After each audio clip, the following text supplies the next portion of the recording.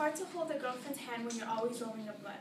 It's hard to be a son when you're always stealing money from your mother. And it's even harder to be an older brother when you've been stoned his entire life. Those were the words of rehab counselor Max Schwartzberg, who battled a 10-year addiction to marijuana beginning at the age of 12. Max spoke to the New York City Council during their medical marijuana hearings on November 11, 2011.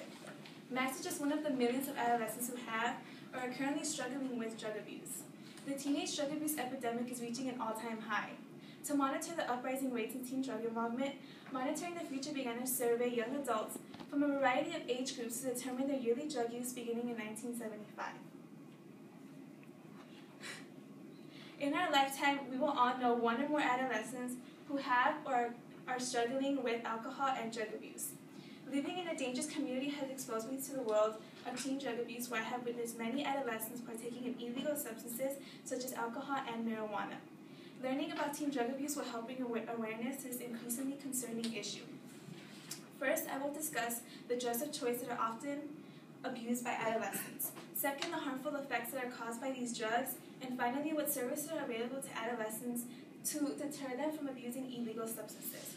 Now, we will discuss the drugs that adolescents turn to. Studies show marijuana is the most abused drug by adolescents due to the perception that it is a harmless drug.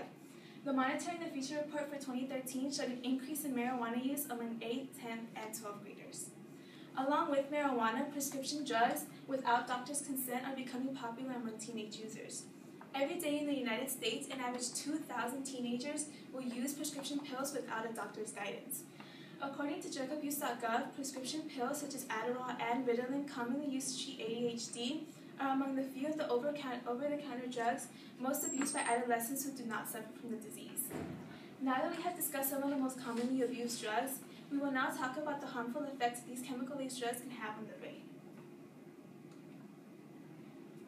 Drugs contain a powerful amount of chemicals that manipulate the brain, causing users to become addicted. Three main components play a factor into whether or not an individual becomes addicted to a substance: biology, environment, development.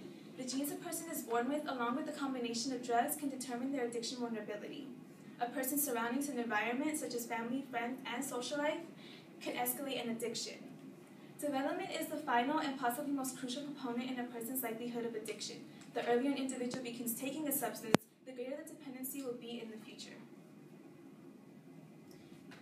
The perception that adolescents have created about marijuana being a harmless drug highly contrasts the statistics discovered about the drug and its chemicals.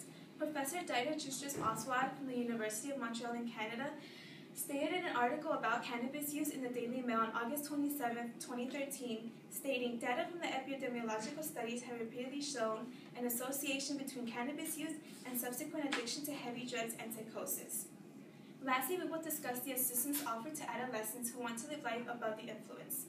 There are numerous amount of rehabilitation centers and hotlines established in order to help adolescents overcome a drug addiction. Just in California alone, there are over 588 rehab centers. In a recent study, most parents confessed to not discussing the dangers of alcohol and drugs with their kids.